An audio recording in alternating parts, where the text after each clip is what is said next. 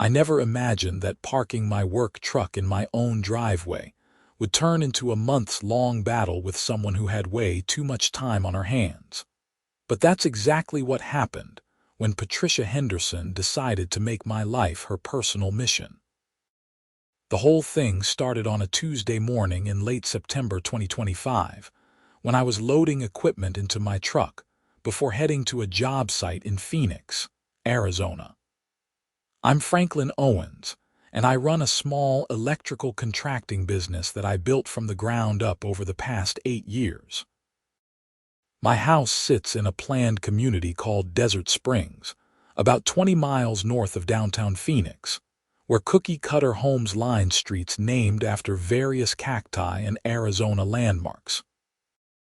I had just finished my coffee and was carrying my toolbox to the truck when I noticed her standing at the end of my driveway with her phone out, taking pictures.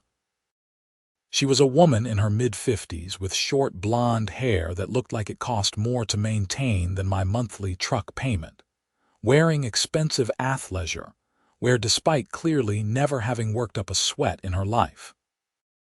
She didn't even try to hide what she was doing, just stood there photographing my truck from multiple angles like she was documenting a crime scene. "Can I help you with something?" I called out, setting my toolbox down.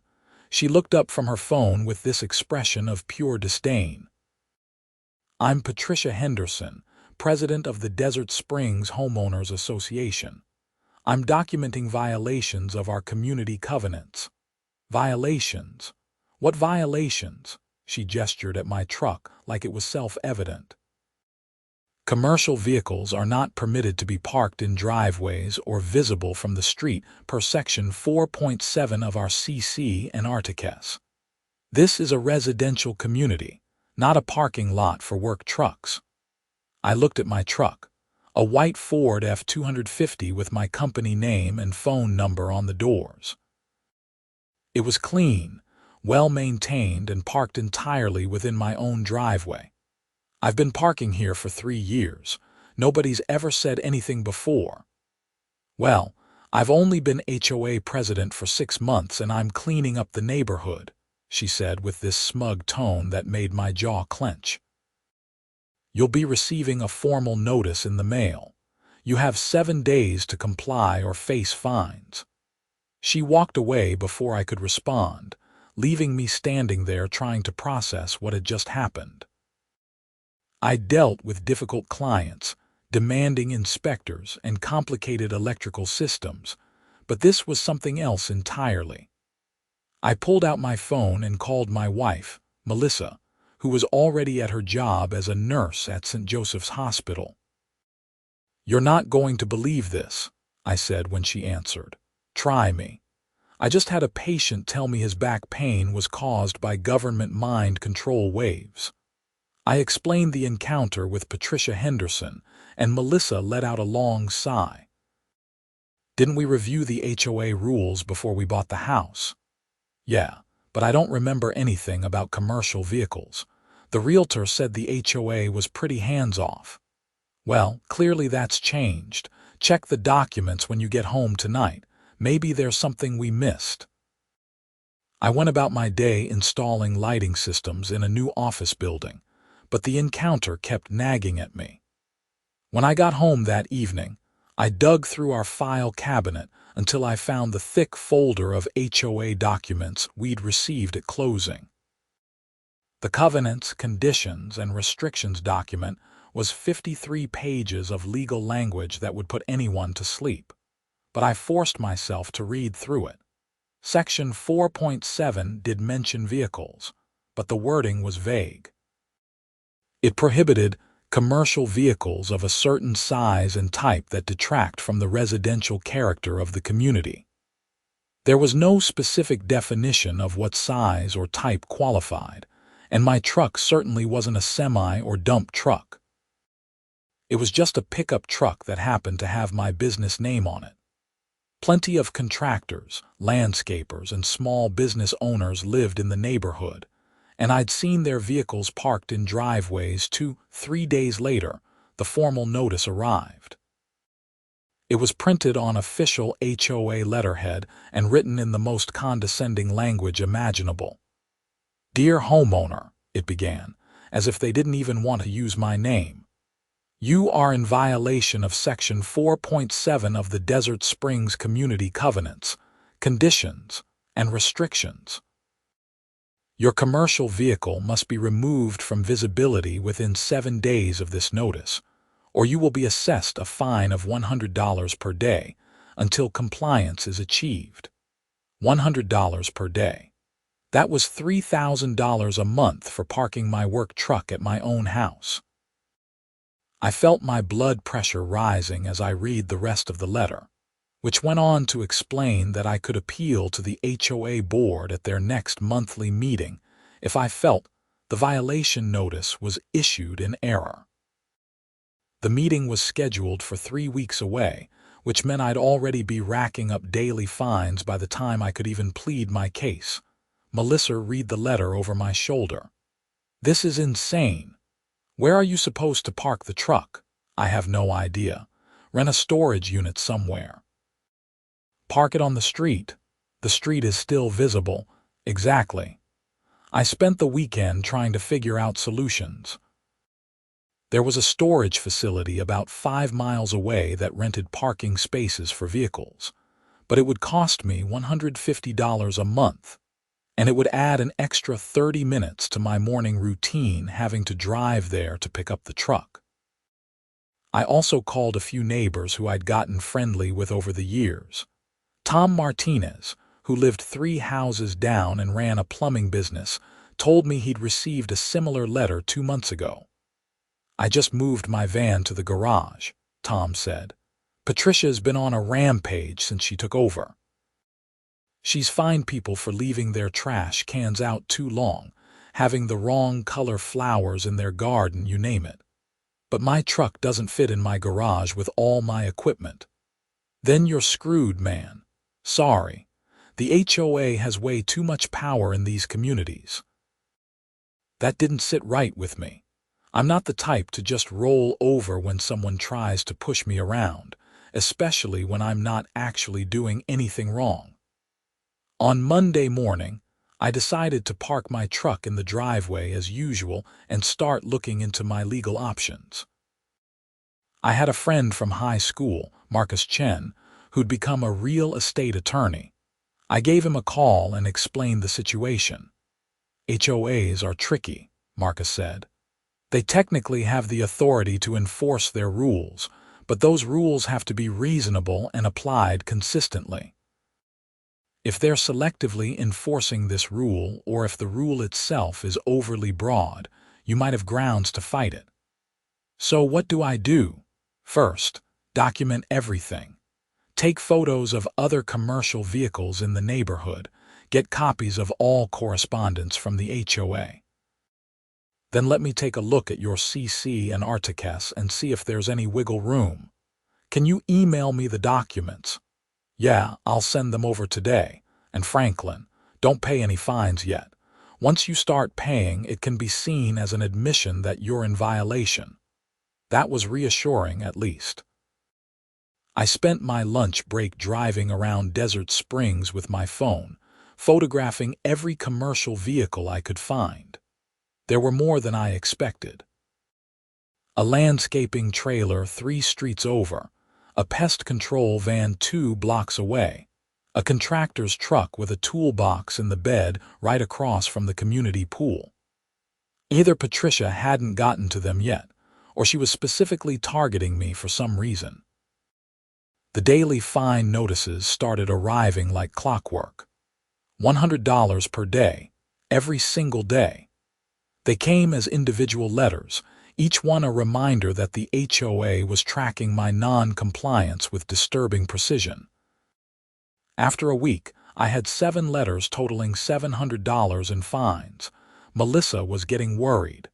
"Maybe we should just rent the storage space," she said one evening as we sat at the kitchen table going through the bills. "This is getting expensive. If I give in now, they win. And what's to stop Patricia from finding something else to fine us for? The wrong shade of beige paint, A crack in the sidewalk, I know, but we can't afford thousands of dollars in fines. She was right, of course. We weren't wealthy. We had a mortgage, car payments, and all the usual expenses of middle-class life. But something about the whole situation felt so fundamentally unfair that I couldn't bring myself to comply. Marcus called me 2 days later with his analysis of the documents. "Okay, so here's what I found," he said. "The CC and Articus are definitely vague about what constitutes a prohibited commercial vehicle. There's no specific definition based on weight class, size, or appearance. That vagueness actually works in your favor because it makes the rule subject to interpretation. So I might have a case, possibly. But here's the more interesting part. I looked up the HOA meeting minutes from the past 2 years, which are public record.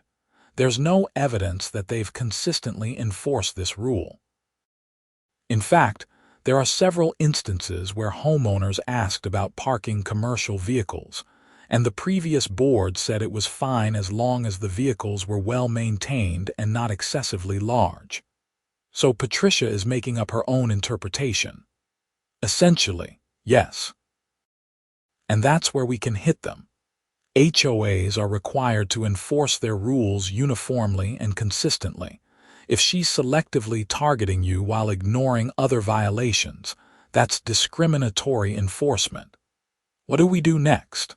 I'm going to draft a letter to the HOA on my firm's letterhead. We'll cite the issues with selective enforcement, the vagueness of the rule, and the established precedent of the previous board allowing similar vehicles. We'll demand that they rescind the fines and cease any further action. If they don't comply, we'll threaten to file suit for harassment and discriminatory enforcement. Will that work? HOAs hate lawsuits. They're expensive, and if they lose, they might have to pay your attorney fees on top of their own. Most of the time, a strongly worded letter from an attorney is enough to make them back down, especially when they know they're on shaky legal ground. I felt hope for the first time in days. How much is this going to cost me? For the letter, $500. If it goes to actual litigation, we're looking at a lot more, but let's hope it doesn't come to that. $500 was a lot less than the fines that were accumulating. I told Marcus to go ahead with the letter. Meanwhile, the notices kept coming. The HOA sent a letter saying my appeal at the monthly board meeting would be heard, but that fines would continue to accrue in the meantime. By the time the meeting rolled around, I was up to $2,100 in fines. The HOA meeting was held in the community center, a bland beige building near the entrance to Desert Springs. I arrived 15 minutes early to find the parking lot already half full. Apparently, I wasn't the only homeowner with issues. The meeting room was set up with a long table at the front where the board members sat, and rows of plastic chairs facing them. Patricia Henderson sat in the center, flanked by 4 other board members I recognized from the neighborhood but had never spoken to. About 30 homeowners were scattered throughout the chairs, some looking bored, others agitated. I took a seat near the back and waited as the meeting went through its agenda. First was the approval of last month's minutes, then a discussion of the community budget, then updates on landscaping projects. It was mind-numbingly dull, and I could see why most people didn't bother attending these meetings. Finally, after almost an hour, Patricia called for appeals and violations. Our first appeal is from Franklin Owens regarding a commercial vehicle violation, she announced, looking directly at me with barely concealed annoyance. Mr. Owens, you have 5 minutes to present your case. I walked to the front of the room, my heart pounding. I'd never been great at public speaking, but I'd prepared some notes. Thank you for hearing my appeal. I received a violation notice for parking my work truck in my driveway. I believe this notice is unwarranted for several reasons. First, the CC and Articus don't clearly define what constitutes a prohibited commercial vehicle.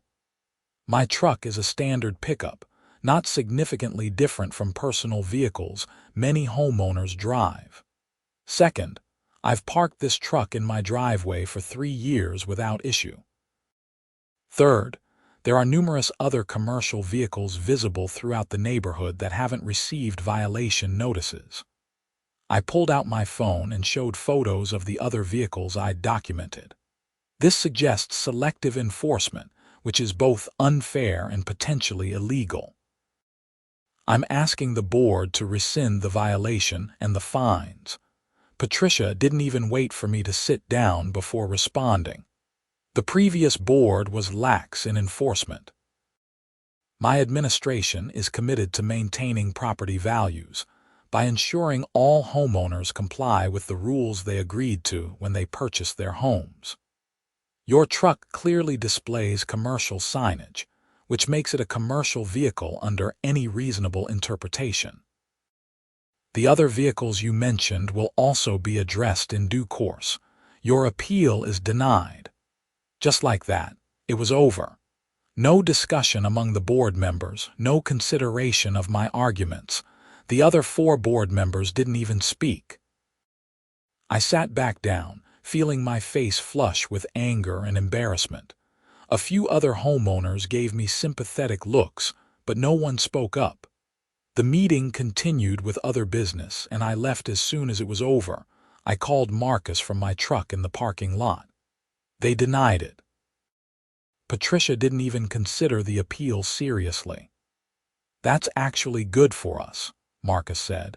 "It shows they're not interested in reasonable resolution. I finished the letter this afternoon. I'll send it tomorrow via certified mail so we have proof of delivery. Let's see how they respond when they realize you're serious about fighting this." The letter went out the next day, and I received the tracking confirmation that it was delivered to the HOA's registered address on Thursday. For 2 days, nothing happened. Then on Saturday morning, my phone rang from an unknown number. I answered to find a man's voice on the other end. "Is this Franklin Owens?" "Yes, who's this?" "My name is Gerald Simmons. I'm the attorney representing the Desert Springs HOA. I received a letter from your attorney, Marcus Chen, and I wanted to discuss the matter before things escalate further." I was surprised they'd responded so quickly, and even more surprised they had an attorney call me directly. "I'm listening." "Look, Mr. Owens, I've reviewed your situation, and I think there may have been some overzealousness on the part of the board president. The CC and Articus are indeed vague about commercial vehicles, and your attorney raises some valid points about selective enforcement. I'd like to propose a resolution that works for everyone." "What kind of resolution?" "The HOA is willing to rescind all fines and allow you to continue parking your truck in your driveway, provided you remove the commercial signage from the vehicle when it's parked overnight." Would that be acceptable? I thought about it for a moment. Removing magnetic signs wasn't that big of a deal, but I also didn't want to set a precedent that the HOA could make arbitrary demands. Why should I have to remove anything? My truck isn't violating any clear rule. Gerald sighed. "You're right, legally speaking, but from a practical standpoint, this gives everyone a way to save face. Patricia can say she reached a compromise. You get to park at home without fines, and we avoid expensive litigation that nobody really wants. Let me talk to my attorney and get back to you." I called Marcus and explained the offer. He was quiet for a moment before responding. "It's not a bad compromise, but the fact that they're offering anything at all means they know they'd lose if this went to court. We could push harder and demand they drop the matter entirely with no conditions." "What are the risks of pushing harder?" "They might dig in out of pride and force us into actual litigation. That gets expensive and time-consuming, even if we're likely to win. The compromise gets you what you want with minimal hassle. But it also lets Patricia think she got something out of this. She'll probably just find something else to target me over. Maybe, but if she does, we'll have established a pattern of harassment that makes any future legal action even stronger in your favor. I decided to reject the compromise. I called Gerald back and told him I wouldn't be removing any signage. If the rule is vague and inconsistently enforced, then the HOA needs to drop this entirely. No conditions, no compromises. Gerald sounded disappointed but not surprised. I'll relay that to my clients. I hope you're prepared for this to get more contentious. I'm prepared to defend my rights. The conversation ended, and I waited to see what would happen next. For a few days, everything was quiet, too quiet. Then, on Wednesday, I came home from work to find a bright orange notice taped to my front door. It wasn't from the HOA this time. It was from the City of Phoenix Code Enforcement, saying I was in violation of a city ordinance regarding commercial vehicles in residential zones, and that I needed to contact their office within 5 business days. My stomach dropped. Patricia had escalated beyond the HOA and gotten the city involved. I immediately called Marcus. "They're playing dirty now," he said after I read him the notice. "Let me make some calls and find out what's going on." It took Marcus a day to get information, but when he called me back, he sounded angry. "Patricia Henderson filed a complaint with the city claiming your truck violates a city code about commercial vehicles. The problem is, you don't actually violate that code. Phoenix's ordinance only applies to vehicles over 10,000 pounds gross vehicle weight, or vehicles used for commercial transportation that are left idling or loading in residential areas. Your truck is well under the weight limit, and you're just parking it, not running a business operation from your driveway. So the city notice is bogus, essentially, but you still have to respond and potentially go through a hearing process to get it dismissed. It's harassment, plain and simple. Patricia is using every tool she can find to make your life difficult." I felt anger boiling over into something close to rage. This woman was relentless, and it was starting to affect my work and my family life. Melissa and I were arguing more because the stress was getting to both of us. I was losing sleep, and I'd snapped at a client earlier in the week over something minor because I was so on edge. Marcus drafted a response to the city explaining that I didn't violate the ordinance and requesting that the complaint be dismissed. He also updated his letter to the HOA to include the information about Patricia filing a false city complaint, noting that this could constitute harassment and abuse of process. "We're building a really strong case if this goes to court," Marcus said. "But I want to give them one more chance to back down. I'm going to send a second letter, more forceful this time, making it clear that we're prepared to file suit not just for the parking issue, but for harassment, intentional infliction of emotional distress, and abuse of process. Do it." The second letter went out via certified mail and email.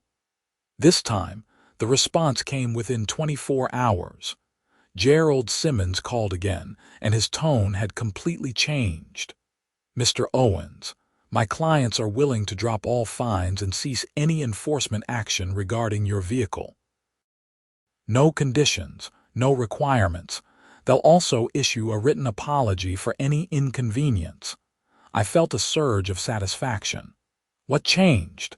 Let's just say the board had a serious conversation about the potential liability they were exposing the HOA to.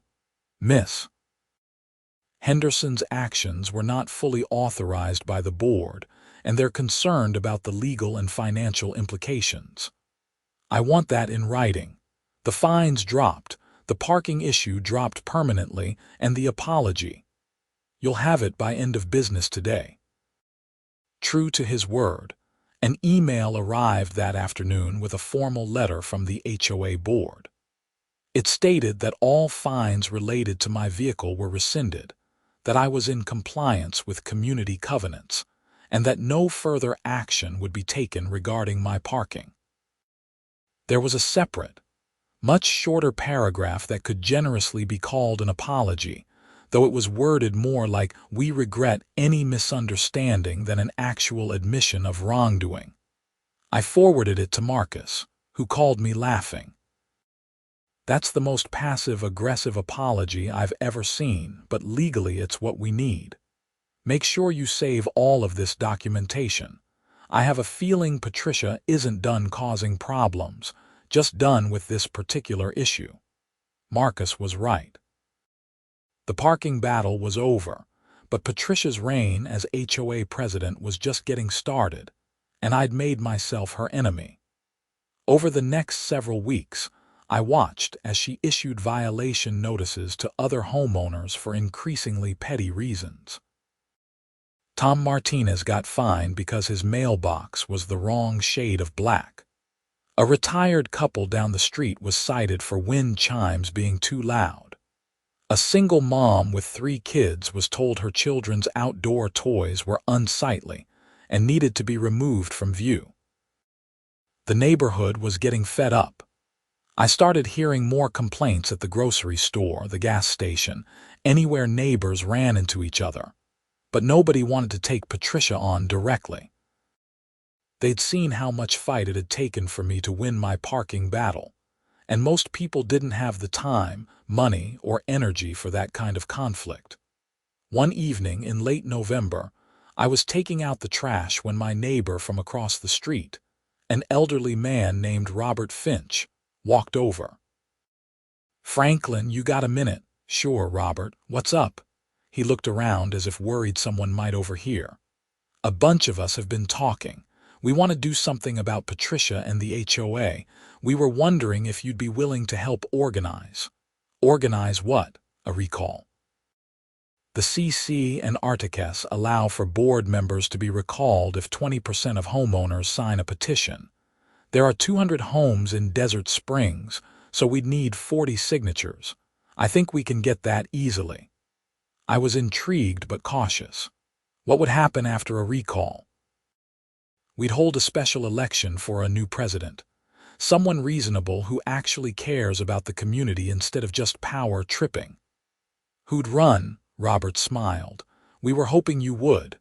I almost laughed. "Me? I don't know anything about running an HOA." "You know how to read a contract and follow rules fairly. That's more than Patricia can say. And you've shown you're willing to stand up to her. People respect that."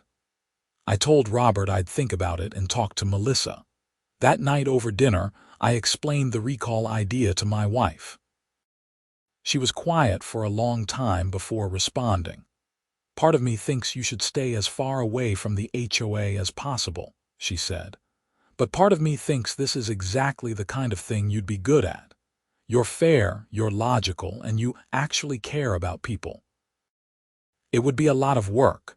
Board meetings dealing with complaints, all the administrative stuff." "True.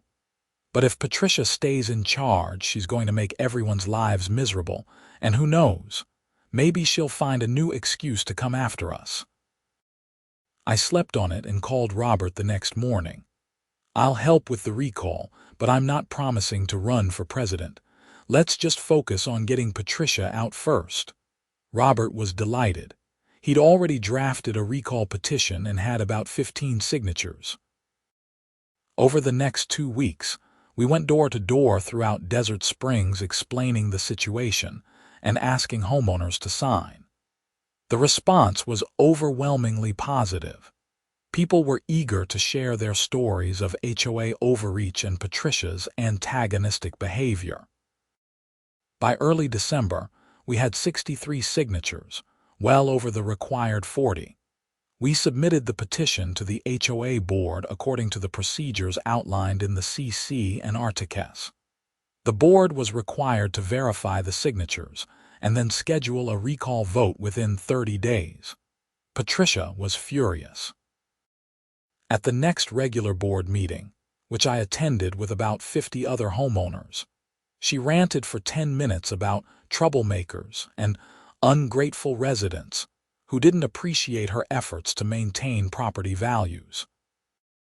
"I have worked tirelessly for this community," she said, her voice rising to near shouting. "I've given my time and energy to make Desert Springs a better place, and this is how you thank me, with a recall petition full of lies and exaggerations." One of the other board members, a mild-mannered accountant named David Park, finally spoke up. "Patricia, the petition is valid. We need to schedule the vote and move forward according to the rules." "Whose side are you on?" Patricia snapped. "I'm on the side of following proper procedure," David said calmly. "This isn't personal. It's what the CC and Articus require." The recall vote was scheduled for January 14, 2026. Any homeowner could vote either in person at a special meeting or by absentee ballot. The question was simple: should Patricia Henderson be removed as HOA president?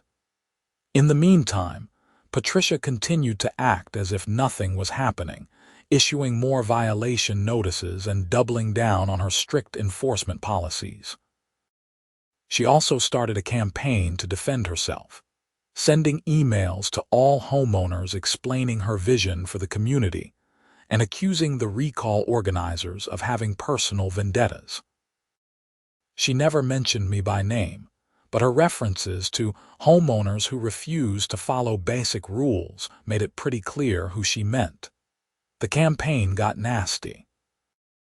Patricia's supporters, a small group of about 10 homeowners who seemed to enjoy the strict enforcement, started spreading rumors about me and the other recall organizers.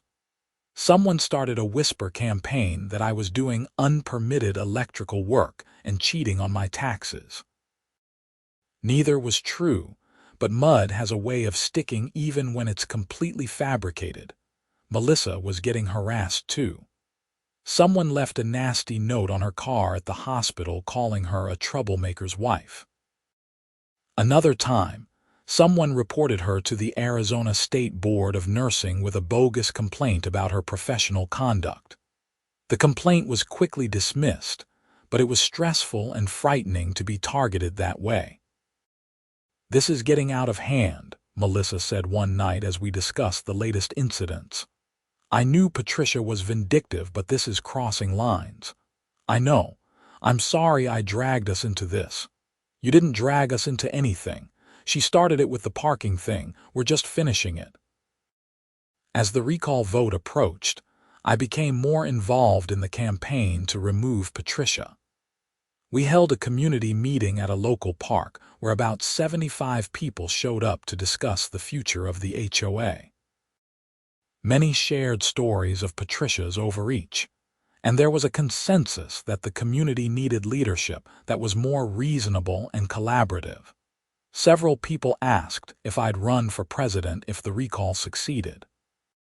I was still hesitant, but the more I thought about it, the more I realized that someone needed to step up, and it might as well be me. I'd already invested so much time and energy into this fight. On January 3rd, I officially announced I'd run for HOA president if Patricia was recalled. Patricia responded by sending another email to all homeowners, this one attacking me directly. She claimed I was unqualified, that I had a history of violating HOA rules, and that I was trying to turn Desert Springs into a lawless community where anything goes. None of it was true, but I had to send my own email setting the record straight and explaining my actual vision. An HOA that enforced reasonable rules fairly and worked with homeowners rather than against them. The day of the recall vote, January 14th, arrived with unseasonably cold weather for Phoenix. The temperature was in the low 50s, and a light rain was falling. The vote was held at the community center from 6 to 9 in the evening. Melissa came with me, and we arrived at 6:30 to find the parking lot already packed. Inside, The voting room was crowded with homeowners waiting in line to cast their ballots. Patricia was there, standing near the door with her arms crossed, glaring at everyone who entered. She tried to make eye contact with me, but I looked away. I wasn't interested in another confrontation. We cast our votes and then waited in the main room with other homeowners for the results. The votes would be counted as soon as the polls closed at 9. The atmosphere was tense.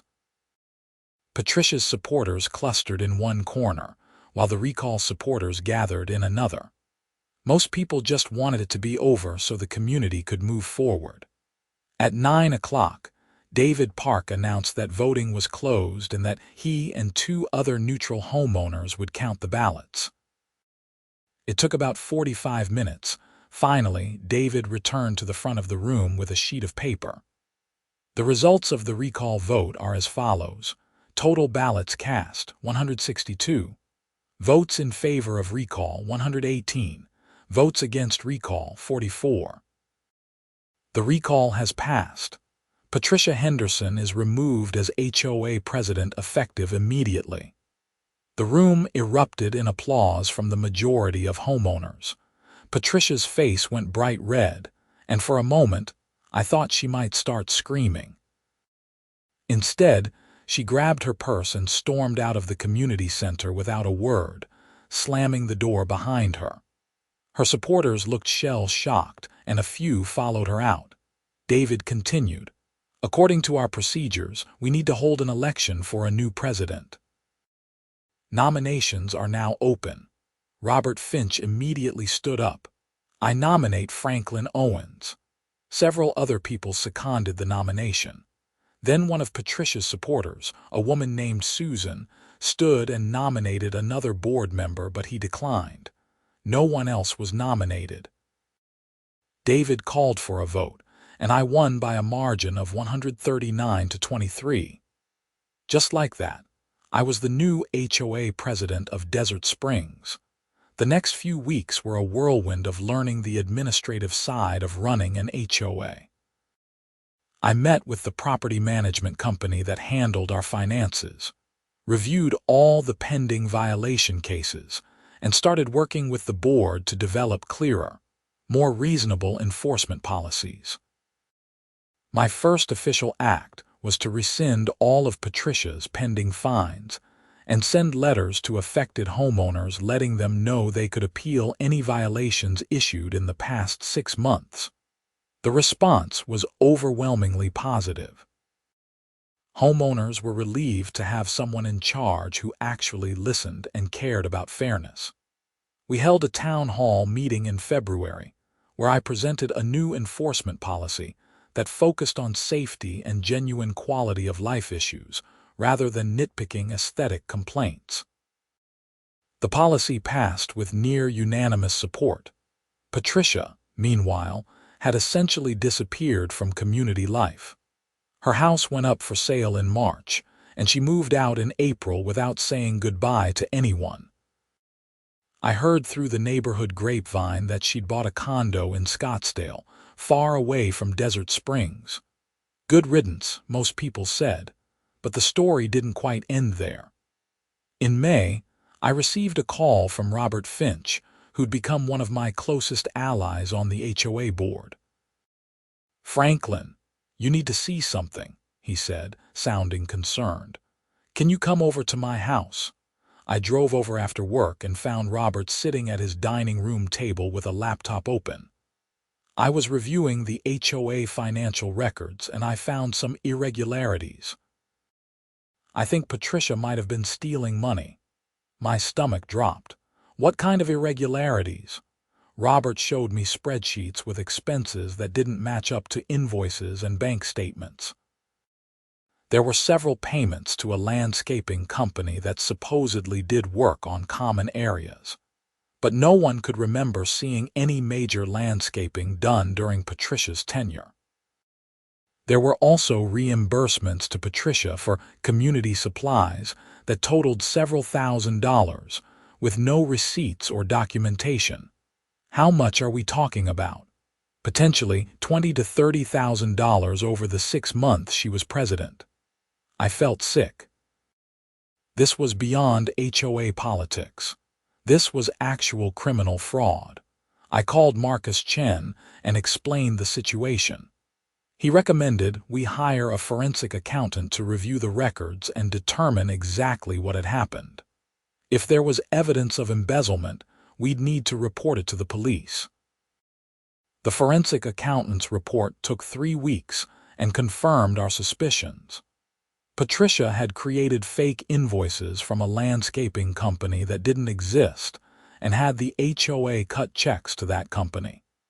The checks were deposited into a bank account that Patricia controlled. She'd also submitted fraudulent expense reimbursements, claiming she'd purchased supplies for community events that never happened. In total, she'd embezzled $28,000. We had no choice but to report it to the Phoenix Police Department. I met with a detective in June and provided all the documentation. The detective, a tired-looking man named Ramirez, reviewed the evidence and agreed it was a clear case of embezzlement. "We'll open an investigation and contact Miss Henderson," he said. "Given the amount involved, this would be a felony charge if we can prove it. How long will the investigation take? Could be a few months. These financial crimes take time to build a solid case." I updated the HOA board and the community about the situation in a carefully worded email that explained we'd discovered financial irregularities and had reported them to authorities. I didn't name Patricia directly, though everyone knew who I meant. The community was shocked, but also vindicated in their decision to recall her. The investigation moved slowly through the summer. Detective Ramirez interviewed several board members and reviewed the financial records. In August, he told me they had enough evidence to file charges and that the Maricopa County Attorney's Office would be prosecuting the case. Patricia was arrested in September 2026 and charged with felony theft and fraud. The arrest made the local news. There's something particularly shameful about an HOA president stealing from her own community, and the story got picked up by several Phoenix news outlets. I declined to comment when reporters called, not wanting to turn it into a media circus. The legal process would handle it. Patricia's attorney tried to negotiate a plea deal, but the county attorney wasn't interested in going easy on someone who'd abused a position of trust to steal from dozens of families. The case went to trial in January 2027, more than a year after I'd first become HOA president. I was called to testify about the financial irregularities we'd discovered and the process of uncovering the fraud. Sitting in that courtroom, looking at Patricia in her conservative suit with her attorney beside her, I felt a strange mix of emotions.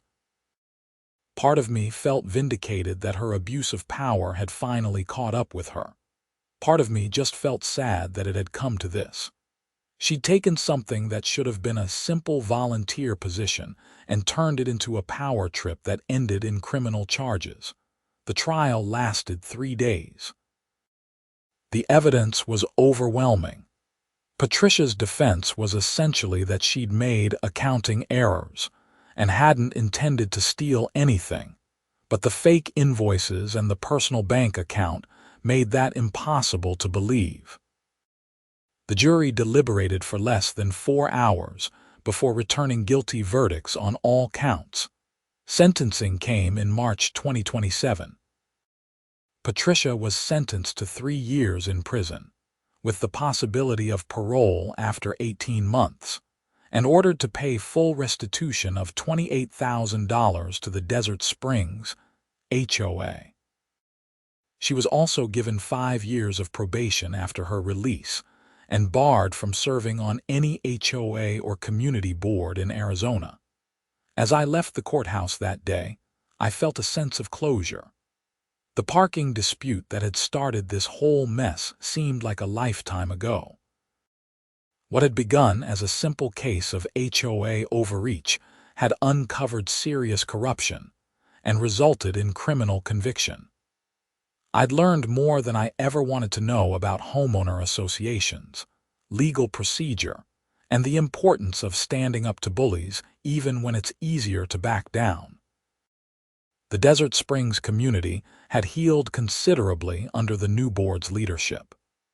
We'd revised the CC and Articus to include clearer language and established an appeals process that was actually fair. We'd also implemented financial controls to prevent anyone from ever stealing from the community again. Property values had actually increased slightly, despite Patricia's dire predictions that reasonable enforcement would lead to chaos. As for my work truck, it still sits in my driveway every night, complete with company signage, and nobody bats an eye. Occasionally, new homeowners will ask about the parking rules, and I take great pleasure in explaining that as long as vehicles are safe and well maintained, we don't care if they're commercial or personal. That's what a reasonable HOA looks like. Marcus Chen and I stayed friends, and he jokes that I should pay him a referral fee because I've recommended his services to at least a dozen other homeowners dealing with HOA issues. The letter he sent on my behalf, the one that made the HOA back down fast, still hangs framed in my garage as a reminder that sometimes you have to fight for what's right, even when it's exhausting and expensive and would be easier to just give in. Melissa and I are still in Desert Springs, and we have no plans to move. This is our home, and we fought hard to make sure it stayed a place where people could actually live their lives without constant harassment. Our kids play in the front yard now without worry that someone will complain about toys on the lawn. Our neighbors wave and chat instead of eyeing each other suspiciously, wondering who'll get the next violation notice. Looking back, I sometimes wonder what would have happened if I just moved my truck to a storage facility that first week. Would Patricia have moved on to other targets and left me alone? Probably. Would the embezzlement have been discovered? Maybe not for years, if ever. Would the community have continued suffering under increasingly petty enforcement? Absolutely. In the end, standing up to Patricia Henderson wasn't just about parking my truck. It was about refusing to let a bully abuse power and hurt people for no reason other than her own ego. The lawyer's letter was the beginning, but the real victory was the community coming together to demand better leadership and accountability. The criminal conviction was just the final chapter in a story that taught everyone in Desert Springs an important lesson about the importance of reasonable rules, fair enforcement, and the courage to stand up to authority when it's being misused. My term as HOA president ended this past summer when I decided not to run for re-election.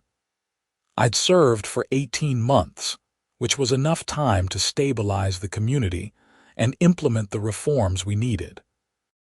A wonderful woman named Jennifer took over, someone who shares the same philosophy of reasonable governance and respect for homeowners. I still serve on the board as a regular member, helping with architectural review and community events, but I'm happy to let someone else handle the administrative headaches. These days, when I pull into my driveway after a long day of running electrical wire or troubleshooting complicated systems, I feel genuinely grateful for where we ended up. My work truck sits there proudly with my company name displayed, a symbol of the small business I built and the community I helped reform.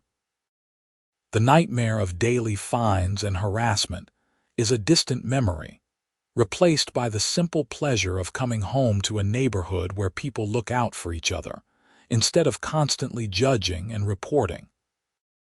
Sometimes I see new HOA horror stories on the news or online, and I always feel sympathy for the homeowners going through what I experienced. I usually reach out if I can, offering advice and Marcus Chen's contact information. The most important thing I tell them is simple. Don't back down if you know you're right. HOAs have power, but that power isn't unlimited. They have to follow their own rules and enforce them fairly. If they don't, you can fight back and win. The whole experience changed my perspective on community involvement. I used to think HOAs were just a necessary annoyance of suburban life, something to be tolerated but not engaged with. Now, I understand that they're only as good or as bad as the people running them. When reasonable people step up and get involved, HOAs can actually serve their intended purpose of maintaining communities without becoming authoritarian nightmares.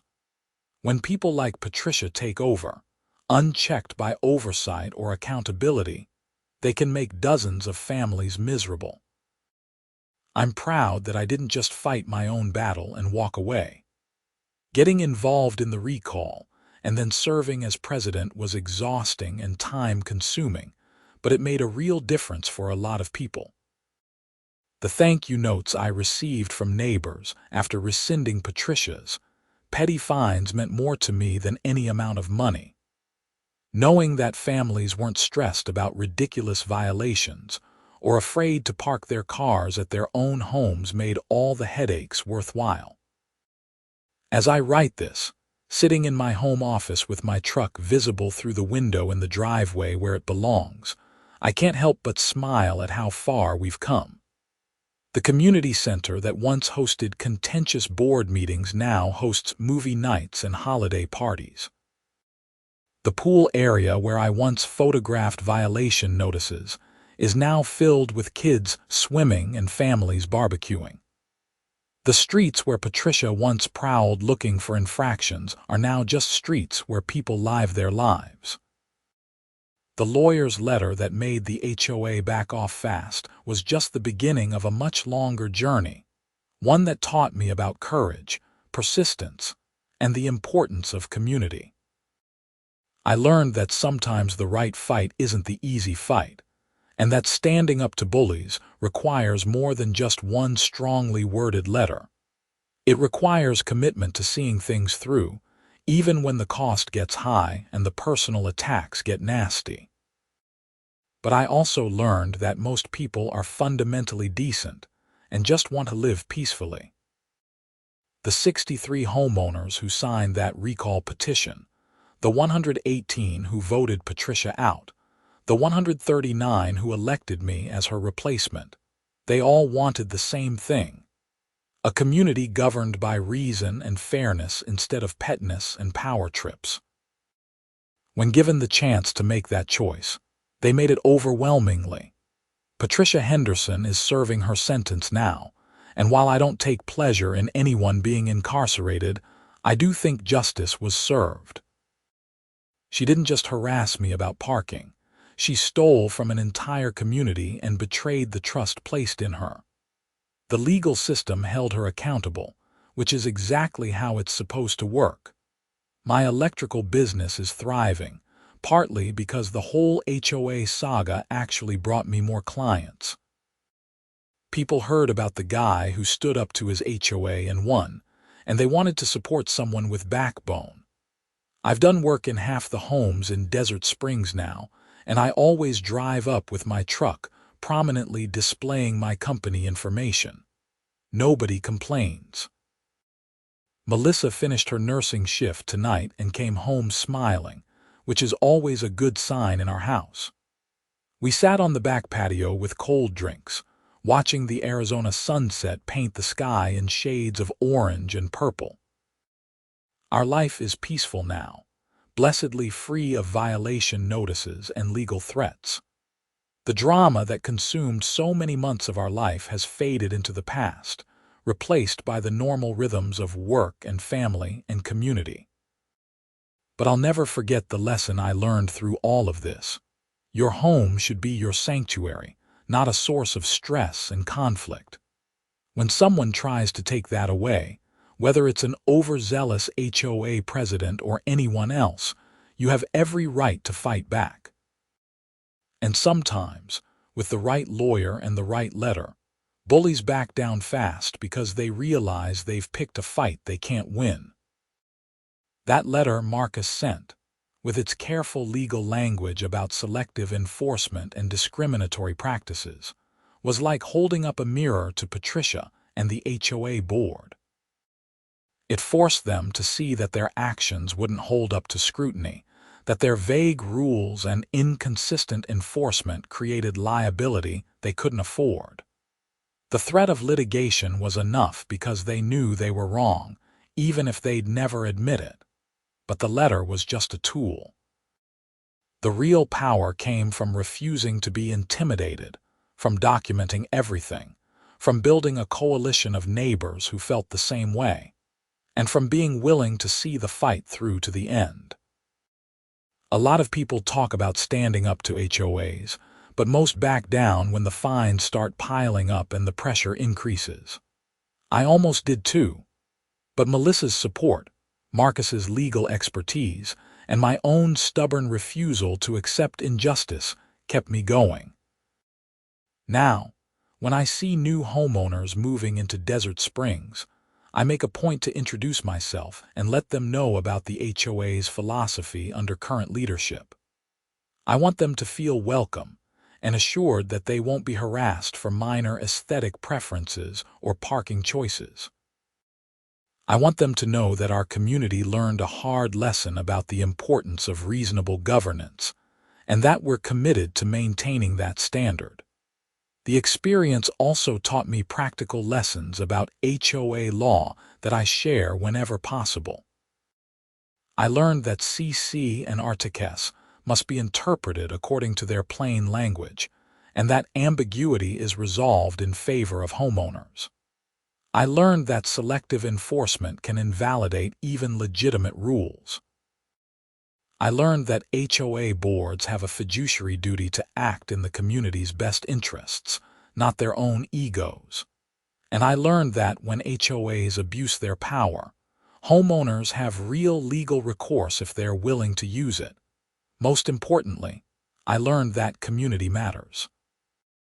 The support I received from neighbors during the recall campaign, the homeowners who shared their own stories of Patricia's overreach, the people who showed up to vote and demand better leadership, they all proved that when people come together around shared values, they can create positive change. Desert Springs is a better place now because dozens of people cared enough to get involved. As the sun finishes setting, and the evening stars appear in the darkening sky, I feel contentment wash over me. The parking space where my truck sits, the space that started this whole saga, is just a parking space again. It's not a battlefield or a symbol of resistance. It's just where I park my truck at night so I can wake up and go to work the next day. That's all it should ever have been.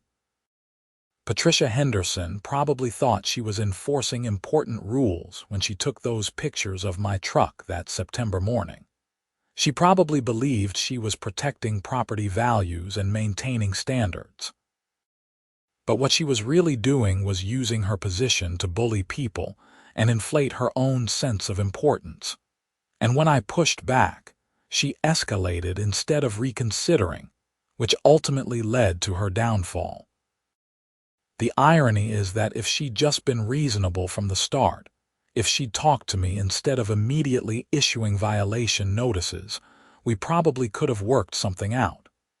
Maybe I would have parked differently or covered the signage, just to be a good neighbor.